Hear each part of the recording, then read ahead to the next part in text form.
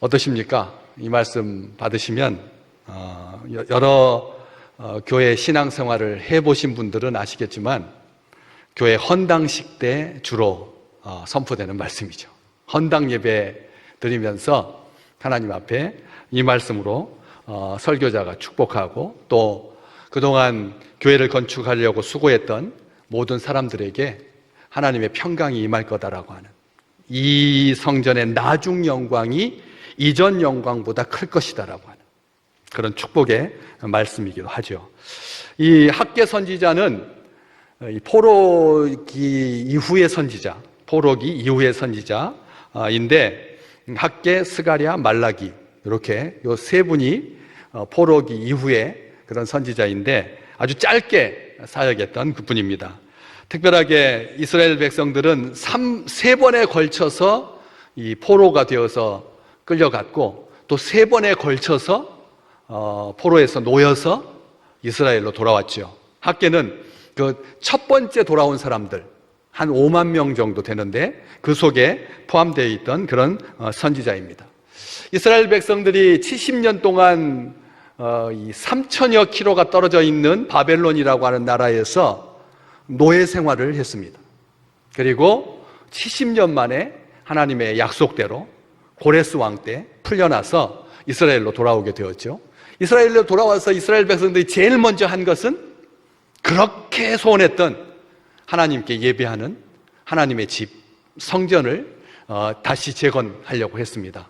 이미 솔로몬이 화려하게 지었던 아름다운 성전은 주전 586년경, 지금으로부터 한 2600년 전에 이 지구상에서 흔적도 없이 사라졌습니다.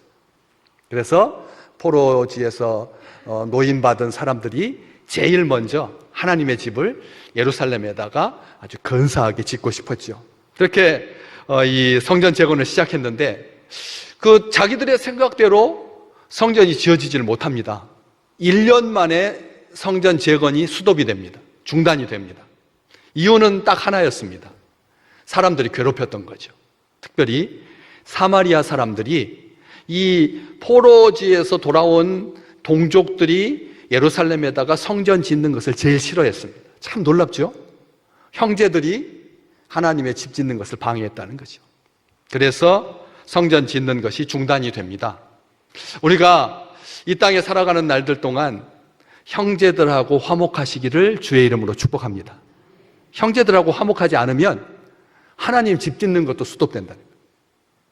그래서 우리 주님께서 예배 드리다가, 제물을 드리다가 형제와 다툰 일이 생각나거든 제물을 두고 가서 형제들과 화해한 다음에 하나님의 집에 와서 하나님께 예배하라 그랬거든요.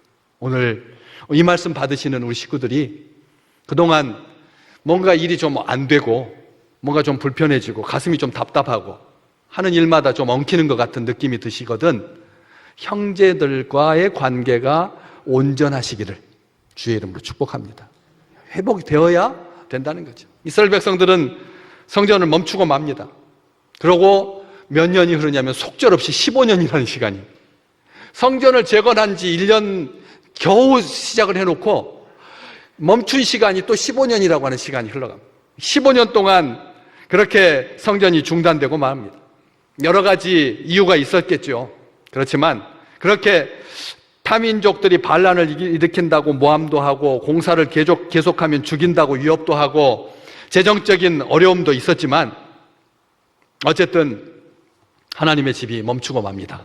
그랬을 때 하나님께서 이스라엘 백성들한테 뭐라고 말씀하시냐면, 오늘 본문 말씀은 뒤쪽 2장인데 1장으로 가보시면 4절 말씀에 이 성전이 황폐하였거늘 너희가 이때에 판벽한 집에 거주하는 것이 옳으냐? 하나님께서 말씀하십니다. 15년 동안 성전이 중단되고 있으니까 하나님께서 이스라엘 백성들한테 하나님의 집이 지금 건축되지 못하고 이렇게 황폐해져 있는데 너희가 이때 판벽한 집에, 이 판벽하다라고 하는 말이 요즘 안 쓰는 말이라서 잘 모르겠죠? 판벽이라고 하는 말은 껍질을 씌운다라는 뜻입니다. 다시 무슨 뜻입니까? 집을 지을 때 껍질을 씌운 집, 인테리어를 잘한 집, 장식을 잘한 집, 예쁘게 지은 집을 말하는 겁니다. 완벽한 집에 거하는 것이 가하냐? 하나님께서 질문을 하십니다. 자기들이 집을 세우느라고, 자기 집 짓느라고 차일피일 미루면서 뭐라고 말했느냐면 2절 말씀에 여호와의 전을 건축할 시기가 이르지 아니하였다. 이스라엘 백성들이 자기 집 짓느라고 하나님의 집은 황폐해져 가는데 뭐라고 말했냐면 아직 예수 집, 하나님의 집을 지을 때가 아니다라고 핑계를 대면서 더 이상 열심을 내지 않았던 것이죠. 그러면서 자기들 살기에 바빴던 겁니다. 어디서 더 한번 확인할 수 있습니까? 9절 말씀, 1장 9절 말씀에 보시면 각각 자기의 집을 짓기 위하여 빨랐습니다. 하나님의 성전은 방치해 둔 채 자기 집 짓는 데만 열심을 다하고 있었다라고 하는 것이죠. 하나님의 집은 환경이 좋아지면, 안정되면, 우리 둘째 아이가 대학교에 합격하면,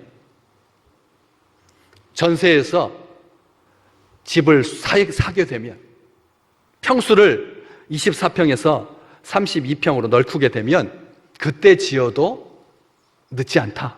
하나님이 뭐 급하시냐? 하나님은 늙지도 않고 항상 살아계시는 분인데, 그러면서 이렇게 하나님의 집을 짓는데 열심을 다하지 아니하고 차일피일 미뤘습니다. 그러면 그동안 포로지에서 노임받은 삶이 윤택해져야 되잖아요. 자기 집 꾸미기에 바빴으면, 자기 집을 잘 꾸몄으면 행복해야 되잖아요. 그런데 그러지 않았나 봅니다. 1장 6절 말씀 한번 보실래요? 1장 같은 학개서니까 1장 6절 말씀. 너희가 많이 뿌릴지라도 수확이 적으며 먹을지라도 배부르지 못하며 마실지라도 흡족하지 못하며 입어도 따뜻하지 못하며 일꾼이 삭슬 받아도 그것을 구멍 뚫어진 전대에 넣음이 되느니라. 어때요? 하나님의 집은 내팽개쳐 둔 채 자기 집만 열심을 다하면 집이 부해지고 잘 살게 된 것이 아니라 한마디로 말하면 엉망진창이 된 거죠. 여기만 그렇게 기록되어 있을까요? 10절 말씀 한번 보실래요? 일단 또 10절입니다. 너희로 말미암아 하늘은 이슬을 그쳤고 땅은 산물을 그쳤으며 내가 이 땅 산과 곡물과 새 포도주와 기름과 땅의 모든 소산과 사람과 가축과 손으로 수고하는 모든 일에 한죄를 들게 하였느니라. 하나님께서 재앙을 내리셔서 아무것도 거두는 것이 없게 만들었다는 것이죠. 여기만 그럴까요? 2장으로 한번 다시, 우리가 지금 2장 보고 계시니까 2장 16절 말씀, 2장 16절 말씀 함께 같이 읽어볼까요? 그때에는 20고루 곡식 더미에 이른즉 10고루 뿐이었고 포도즙 틀에 50고루를 기르러 이른즉 20고루 뿐이었었느니라. 무슨 말입니까? 20섬 나는 밭에서 10섬밖에 거두지 못했다. 50동이 나는 포도즙 틀에서 20동이밖에 얻지 못했다. 악착같이 일했지만 얻은 것이 별로 없었다. 자기 집을 아름답게 꾸몄지만 평안과 기쁨이 없었다. 성경은 그렇게 말하고 있습니다. 우리 착각합니다. 그렇죠? 하나님 집에 돈 쓰느니 눈에 딱딱 나오는 내 집에를 잘 꾸미면 번듯하지 않느냐라고 하는 생각을 갖기 쉽죠. 이렇게 왜 이런 상황이 됐느냐? 하나님께서 그들의 삶이 얼마나 팍팍하게 되었는지 되돌아보라고 말씀하시면서 성전을 재건하라. 다시 집을 지어라. 하나님의 집을 지어라 말씀하십니다. 학개 선지자는 하나님의 말씀을 받습니다. 그리고 이스라엘 백성들을 향하여서 일깨워서 하나님을 향한 불타는 열심을 가지고 하나님의 집을 짓도록 합니다. 그때가 BC 520년경. 520년이라고 하면 586년, 66년 전에 무너졌던 솔로몬이 성전이 66년 만에 다시 재건되는 것입니다. 성경 말씀을 이렇게 쭉 보시면 굉장히 빠른 시간에 성전이 다시 재건되었다라고 하는 것을 알 수가 있습니다. 그런데 문제는 하나님의 집을 딱 지었는데 짓고 보니까 과거에 솔로몬 성전하고 비교가 자꾸 되는 거예요. 솔로몬 성전하고 바로 직전에 무너졌던 성전이 솔로몬 성전이니까 스룹바벨 총독을 통해서 하나님의 집을 짓고 보니까 이게 비교가 된다는 거죠. 엉성했습니다. 실망스러웠습니다. 오죽했으면 스가랴는 이 성전을 보고 포로지에서 끌려가고 다시 돌아온 이스라엘의 노인들이 탄식하며 대성통곡했다라고 기록할까요? 외형만 보고 슬퍼한 것이죠. 너무나 초라했습니다. 보잘것없었습니다. 실망스러웠습니다. 그래서 슬퍼했습니다. 하나님이 그것을 이렇게 말씀하십니다. 오늘 다시 2장 3절 말씀에 보면 이 성전의 이전 영광을 본 사람이 누구냐? 솔로몬 성전의 영광을 본 사람이 누구냐라고 질문하시면서 이것이 너희에게 어떻게 보이느냐? 이제 이것이 너희에게 어떻게 보이느냐? 이것이 너희 눈에 보잘것없지 아니하냐? 하나님도 외형적으로 판단해서 볼 때는 스룹바벨이 지은 이 성전이 정말 왜소하고 보잘것없다라고 하는 것을 하나님께서도 인정하시는 거예요. 하나님께서도 겉으로 보기에는 아무것도 아닌 것처럼 그렇게 보이는 성전의 외관, 사람들한테 묻는 거예요. 너희들 어떻게 보이느냐? 정말 보잘것없지 않느냐? 그렇게 속상해하는 이스라엘 백성들에게 하나님께서 역사를, 이 성전에 하나님의 내 영광이 가득하리라. 하나님의 영광은 어디에 가득합니까? 하나님의 성전에 가득한 겁니다. 하나님의 영광이 성전에 가득하고, 성전에 가득한 영광은 하나님의 평강으로 충만하게 됩니다. 지금 그걸 말씀하고 계시는데, 이사야서에 보면 우리 예수님에 대해서 예언하면서 뭐라고 말하냐면, 고운 모양도 없고 흠모할 만한 것도 없고 땅에서 나온 마른 줄기 같아서 사람들에게 실어 버림받으셨다. 이게 왜 이렇게 이 말이 이렇게 연결이 되냐면, 이 성전은 주님께서 친히 자기가 성전이라고 말씀하신 그 사건을 통해서 확인할 수가 있는 겁니다. 화려하게 지은 헤롯이, 그러니까 이 스룹바벨 성전도 이제 또 무너집니다. 스룹바벨 성전도 무너지고, 그래서 이 땅에 눈으로 볼 수 있는 성전이 다 무너졌을 때 2000년대 들어와서, 서기 2000년 전에, 지금으로부터 2000년 전에 헤롯 대왕이 46년 동안 정말 솔로몬 성전을 능가할 만큼 어마어마하게 크게 성전을 지었거든요. 그 성전을 제자들과 함께 보면서 입이 떡 벌어졌을 때 우리 주님께서 하셨던 말씀, 이 성전을 허물어라. 그러면 내가 사흘 만에 일으킬 거다. 도대체 유대인들이 말도 안 되는 이 허무맹랑한 이 허풍쟁이, 어떻게 헤롯이 46년 동안 짓고 지금도 아직 완성을 못한 상태인데 네가 이것을 허물어뜨리고 사흘 만에 짓는단 말이냐? 그렇게 오해했던 그 말씀, 우리 주님께서 뭐라고 말씀하셨습니까? 이는 성전된 자기 육체를 가리켜 말씀하신 것이라. 여기에 나오는 성전은 바로 예수 그리스도의 몸인 성전, 지금 우리 교회를 의미하고 있는 것이죠. 여기 교회, 우리 주님이 교회다, 주님이 보배다고 말합니다. 여기 오늘 말씀에 7절 말씀, 모든 나라를 진동시킬 것이며 모든 나라의 보배가 이르리니, 모든 나라의 보배가 이른다라고 하는 말은 열국에서 하나님의 집을 짓는데 많은 것들을 보내줄 거다라고 하는 그런 말도 됩니다. 하나님의 집 짓는다고 하면 자기들만 어려운 살림 쪼개가지고 간신히 짓는 것이 아니라 하나님께서 은과, 여기 8절 말씀, 은도 내 것이요 금도 내 것이니라 하나님께서 말씀하셨으니까 열국에서 하나님 집 짓는데 은과 금을 보내서, 보배를 보내서 하나님의 집이 지어질 수 있도록 하나님께서 해주시겠다라고 하는 말이지만, 보배 중에 보배는 누구입니까? 바로 예수 그리스도이신 것. 그래서 우리 주님께서 성전의 주인이 되시고 우리 주님께 몸이 바로 성전이 된, 그래서 영광이 가득한 거고 우리 주님으로 말미암아 평강을 누리게 되는 거죠. 하나님의 집은 바로 그런 연관성이 있다라고 하는 것입니다. 그래서 우리 주님께서 이 학개 선지자를 통해서 중단되어 있던 성전 재건을 시작하게 하시고 15년 동안 멈춰있던 하나님의 집을 다시 빠른 시간 내에 복구하시면서 이 말씀을 주신 것은 유다 공동체의 회복, 하나님의 임재라고 하는 측면 차원에서 굉장히 중요한 역사적인 의미를 가지고 있는 거죠. 그러면서 하나님께서 오늘 말씀하십니다. 너희가 애굽에서 나올 때에 내가 너희와 언약한 말과 나의 영이 계속하여 너희 가운데에 머물러 있나니 너희는 두려워하지 말라. 하나님의 집은 두 가지를 약속해 주셨습니다. 애굽에서 나올 때 언약한 말, 출애굽할 때 하나님께서 이스라엘 자손에게 뭐라고 약속을 해 주셨는데요? 하나님 문지방에다가 피를 바르고 인방에다 피를 바르고 양고기를 먹고 쓴나물을 먹고 서서 먹고 빨리 먹고 그렇게 나오게 하시면서 내가 너희와 영원토록 함께 하겠다. 너희는 내 백성이 되고 나는 너희 하나님이 될 거다 라고 하는 축복의 말, 약속의 말, 언약의 말을 해주셨잖아요.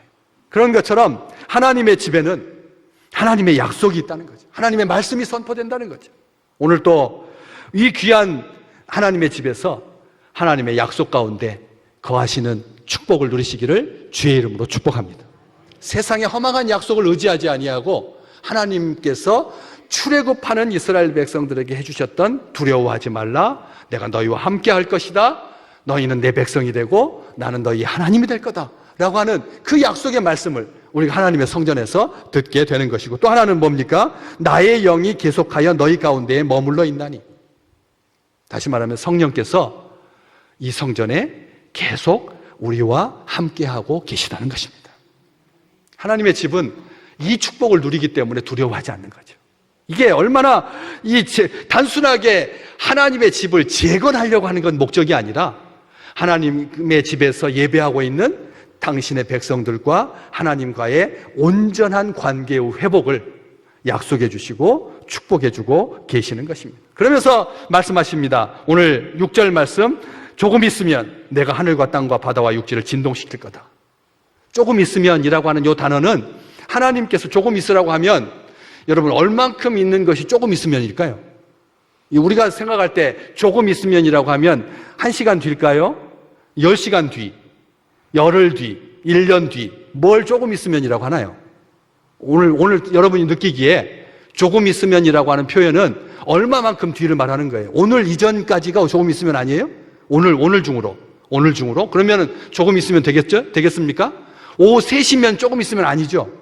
어쨌든 조금 있으면이라고 하면 굉장히 짧은 시간을 말하는 겁니다. 그런데 성경에서 이 하나님께 조금 있으면이라고 하는 말이 하나님에게는 하루가 1000년 같고 1000년이 하루 같다고 하셨는데, 하나님께서 조금 있으라고 하면 조금 있으면 얼마큼 있으면이에요?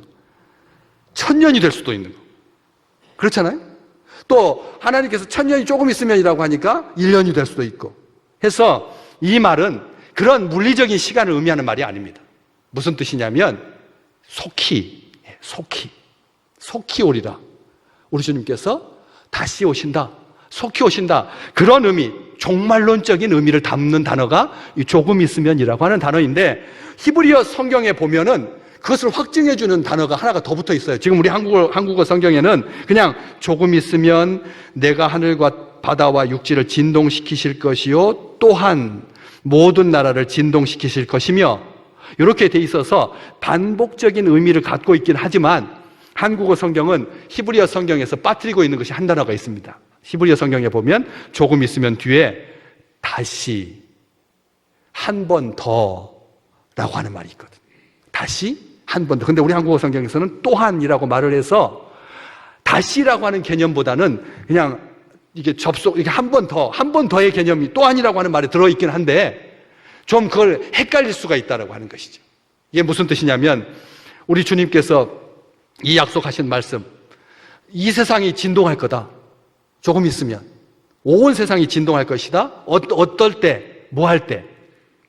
예수 그리스도께서 우리의 죄를 속하기 위해서 십자가의 보혈을 남김없이 쏟으셨을 때, 땅에 지진이 나고 하늘이 어두워지고 그리고 무덤들이 폭발하고 터지고 했던 바로 그 2000년 전에 우리 주님의 십자가의 보혈로 말미암은 사건이죠.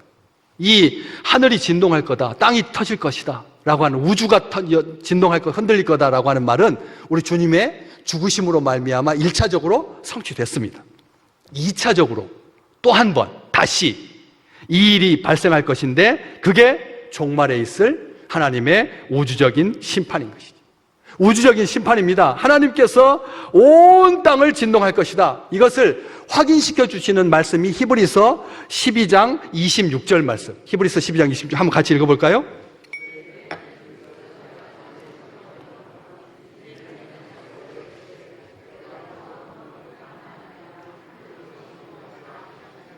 아멘. 여기 나오죠? 그때에는 그 소리가 땅을 진동하였거니와 우리 주님께서 죽으심으로 말미암아 온 세상이 진동하였잖아요. 진동하였거니와 이제는 약속하여 이르시되 내가 또 한 번 땅만 아니라 하늘도 진동하리라.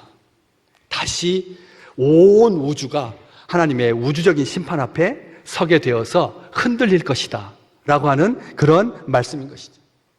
우리 주님을 통해서 우리는 이 귀한 약속을 다시 한번 확인하게 되는 것입니다. 하늘이 진동하는 우주의 심판 앞에 악한 사람들이 뭐라고 말하죠? 산이여 나 위에 무너져서 나를 덮어다오. 바다여 나를 덮어다오. 하나님의 그 무서운 심판을 지나가게 해달라고 그렇게 절규하는 요한계시록의 그 사건을 통해서 하나님께서 온 세상을 흔들어 버릴 것이다 라고 말씀하고 계시는 것이죠. 그런데 우리는 두려워하지 않는다는 거죠. 우리 주님께서 우리와 함께 계시고, 특별히 이 약속 히브리서 12장 28절에서 29절 말씀 우리 같이 한번 고백하겠습니다. 그러므로 우리가 흔들리지 않는 나라를 받았은즉 은혜를 받자. 이로 말미암아 경건함과 두려움으로 하나님을 기쁘게 섬길지니 우리 하나님은 소멸하는 불이십니다. 하나님께서 다 태워버리신다는 거예요. 다 심판하신다는 거예요. 집과 풀로 지은 사람은 다 타버리고 말 거다. 금과 은으로 보배로 예수 그리스도로 세우심 받은 가정과 개인만이 마지막 심판 때에 흔들리지 않는 나라를 유업으로 받아 누리게 될 것이라는 것입니다. 그러면서 우리 하나님께서 확증하듯이 만군의 여호와의 말이니라. 오늘 같이 2장 5절부터 9절까지 5절인데 만군의 여호와라고 하는 여호와의 말이니라고 하는 말이 몇 번 나올까요? 퀴즈 맞히신 분은 오늘 점심 같이 먹을 수 있습니다. 몇 번 나올까요? 5번 나옵니다. 5절인데 5번 만군의 여호와의 말이니라. 지금도 중요한 서류는 각 장마다 간인을 찍습니다. 그렇죠? 계약하실 때 중요한 서류는 각 장마다 반씩 접어가지고 거기에다가 도장을 주인하고 갑과 을이 도장을 간인을 찍습니다. 반도장을 찍는다는 말입니다. 그런 것처럼 믿음의 백성들에게 매 장마다 결코 바꿀 수 없는 확증의 표시로 이 약속의 말씀을 우리에게 주십니다. 9절 말씀, 이 성전의 나중 영광이 이전 영광보다 크리라. 오늘 장로님 기도하셨습니다. 청년의 부흥은 하나님께서 다음 세대를 일으키시는 증표가 될 것입니다. 오늘 우리 청년들과 청년위원회가 같이 점심도 드시면서 이 꿈을, 이 약속의 말씀, 학개서 2장 9절의 말씀, 16세기 스코틀랜드 교회를 불과 같이 일으켜 세울 때 존 녹스 목사가 붙잡았던 말씀이 바로 2장 9절 말씀입니다. 예수 그리스도를 통한 진정한 성전의 영광, 하나님께서 그 성전의 영광을 우리에게 허락하실 것이다. 영광은 건물의 규모가 아니라 하나님께서 함께 하시느냐 아니느냐에 달려 있습니다. 하나님께서 함께 하시느냐, 하나님께서 성전의 영광이 충만하게 하십니다. 하나님께서 성전의 영광이 충만하게 하십니다. 하나님께서 충만하게 하시는 그 영광이 우리 교회의 꿈과 비전입니다. 하박국 2장 14절, 이는 물이 바다를 덮음같이 여호와의 영광을 인정하는 것이 세상에 가득하리라 말했던 것처럼 하나님의 성전의 영광이 차고 넘쳐서 세상 열방 가운데 하나님의 이름이 영광 받으시는 그 축복을 우리와 우리의 다음 세대가 누리게 하실 줄로 믿습니다. 또 한 가지, 그리스도께서 친히 성전이 되시고 은혜와 진리가 충만하셨고 아버지의 영광을 나타나셨죠. 그래서 그리스도의 몸인 성전에, 교회에 하나님의 영광이 충만하게 되는데 그 영광은 솔로몬의 성전과 비교할 수 없도다. 성경은 그렇게 말합니다. 솔로몬보다 더 큰 분이 예수 그리스도다. 히브리서의 주제입니다. 천사보다도 더 크고 솔로몬보다도 더 크고 아담보다도 더 크다. 이렇게 우리가 생각할 때는 아니 비교할 존재가 없어서 아담하고 비교하고 첫 아담과 비교하고 솔로몬하고 비교하고 천사하고 비교할까? 세상 사람들이 예수님을 그것 말고도 더 허름한 거하고 자꾸 비교하거든. 예수 가지고 성적이 오르느냐 안 오르느냐, 전세를 살고 있느냐 월세를 살고 있느냐에 따라서 예수님의 이름이 욕먹잖아요. 그만큼 세상은 우리 주님을 아주 허망한 것하고 비교하기 쉬운데 성경은 분명하게 말하고 있죠. 솔로몬의 영광도 우리 주님께서 입히신 들꽃보다 못했다. 우리 찬송가 부르잖아요. 들녘에 펴있는 백화파도 솔로몬이 입은 그 영광보다 더하다. 그 솔로몬의 영광은 백합화가 누리는 영광보다 못하다 찬송가 고백하는 것처럼 우리 주님께서 우리에게 충만한 은혜를 주시고 하나님의 영광이 가득하게 도와주시고 마지막 세 번째, 내가 이곳에 평강을 주리라. 오늘 이 말씀 가지고 후반기의 삶 가운데 하나님의 평강이 가득하시기를 주의 이름으로 축복합니다. 그런데 거짓 선지자들도 똑같이 이 말을 했습니다. 거짓 선지자들도 이 말 어디서 확인할 수 있느냐면 예레미야서 14장 13절 말씀, 자막이 있습니다. 우리 같이 읽어볼까요? 이에 내가 말하되 슬프도소이다. 주 여호와여 보시옵소서. 선지자들이, 거짓 선지자들이 사람들에게 이르기를 너희가 칼을 보지 아니하겠고 기근은 너희에게 이르지 아니할 것이라. 내가 이곳에서 너희에게 확실한 평강을 주리라. 아멘이 아니에요. 거짓 선지자들이 이렇게 말했다고요. 거짓 선지자들. 그래서 속상하다고 예레미야 선지자가 말하는 거예요. 거짓 선지자들이 말만 하면 평강. 전쟁은 없을 거고 기근도 없을 거고 그리고 평강을 주리라 그랬는데 하나님은 오늘 말씀해 보면 내가 이곳에 평강을 주리라 이렇게 말씀하셨는데 거짓 선지자는 뭐라고 말한다고요? 내가 이곳에서 너희에게 확실한 평강을 주리라. 가짜들이 주로 하는 말투가 확실한, 사실입니다. 확실합니다. 사실입니다. 우리 하나님도 안 쓰는 말인데 하나님은 내가 이곳에 평강을 주리라 했는데 거짓 선자들은 내가 이곳에서 그러니까 이 어디냐를 굉장히 따지는 거예요. 이곳에와 이곳에서는 다른 말이거든요. 이곳에라고 하는 말은 두세 사람이 내 이름으로 모인 곳에 우리 주님께서 말씀하셨습니다. 내가 너희와 항상 함께 있을 것이다. 두세 사람이 내 이름으로 모인 곳에. 그런데 세상 거짓 선지자들은 바로 이곳에 화려한 성전에 거대한 성전에 사람이 많이 모이는 곳에 확실한 평강을 주리라. 내가 이곳에서 너희에게 확실한 평강을 주리라. 거짓 선지자들이 자기가 이렇게 거짓말로 사람들을 미혹하고 속인다는 거죠. 우리 하나님, 우리 말씀해 주셨습니다. 이 여호와께서 성전에 평강을 주신다. 그리스도의 몸된 교회에 평강을 주신다. 성도들에게 평강을 주신다는 말씀. 성도들에게 평강을 주신다. 이 성전의 복이 우리 믿음의 식구들에게 날마다 더하시기를 주님의 이름으로 축복합니다. 솔로몬이 하나님의 집을 짓고 나서 얼마나 많은 복을 받았는지요? 얼마나 복을 받았는지 금이 돌같이 많아서 은은 귀하게 여기지도 않았습니다. 세상의 영광이 솔로몬에게 모여들어서 그의 치세 가운데 한 번도 전쟁이 없었습니다. 한 번도 전쟁이 없었습니다. 우리 2000년 역사, 반만년 역사 가운데 우리가 전쟁 없이 지난 시간들을 다 합해보니까 1년도 안 된다. 반만년 역사 가운데 전쟁이 없는 시간을 다 모아보니까 1년도 안 돼. 맞습니다. 지금도 전쟁이거든. 지금도 전쟁입니다. 눈에 칼로, 창으로, 총으로 쏴서 죽이는 전쟁이 아니라 말로 죽이는 전쟁.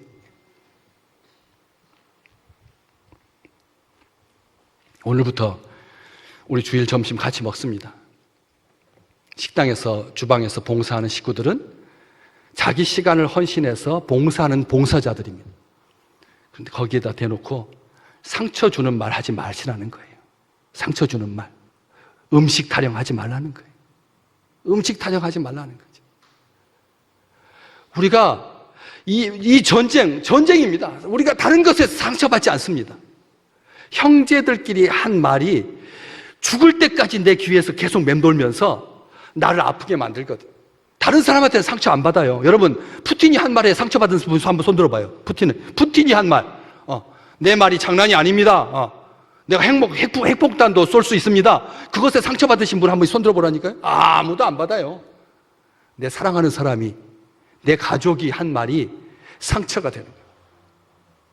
그렇기 때문에 솔로몬은 성전을 건축하고 하나님의 평강 가운데 물리적인 전쟁뿐만 아니라 육체적인 전쟁, 그렇잖아요. 날마다 육체적으로 전쟁하는 거예요. 정신적인, 의지적인 이런 전쟁 가운데 온전한 평강, 하나님께서 주시는 평강은 무슨 말이냐면 하나님의 임재로 말미암아서 모든 것이 조화를 이루는 완전한 충족을 의미합니다. 평강이라고 하는 말이 그냥 총과 칼로 싸우는 그런 전쟁이 아니라 말다툼하는 것이 아니라 하나님과의 관계에서 모든 것이 조화를 이루는 완전한 충족의 상태. 이것이 바로 하나님께서 당신의 백성들에게, 우리에게 오늘 주시는, 성전에서 예배드리는 믿음의 백성들에게 주시는 복의 복인 것이죠. 교회에 하나님의 영광이 임하고 하나님의 영이 우리의 마음에 부어질 때 교회는 선교로 불타오르게 될 것입니다. 지금 다들 일본에서 비자도 확인하지 아니하고 다 올 수 있습니다 하니까 그냥 일본에 가겠다고 하는 사람들이 얼마나 많은지, 비행 공항에 그냥 김포공항부터 시작해가지고 모든 사람들이 이번 기회다 싶어가지고 그냥 문만 열리면 출발하겠다고 요이동 하듯이 잔뜩 대기하고 있습니다. 베트남도 열리고 태국도 열리고 이제 개의치 아니하고 마스크도 안 쓰고 그렇게 여행을, 비행기 여행, 해외여행,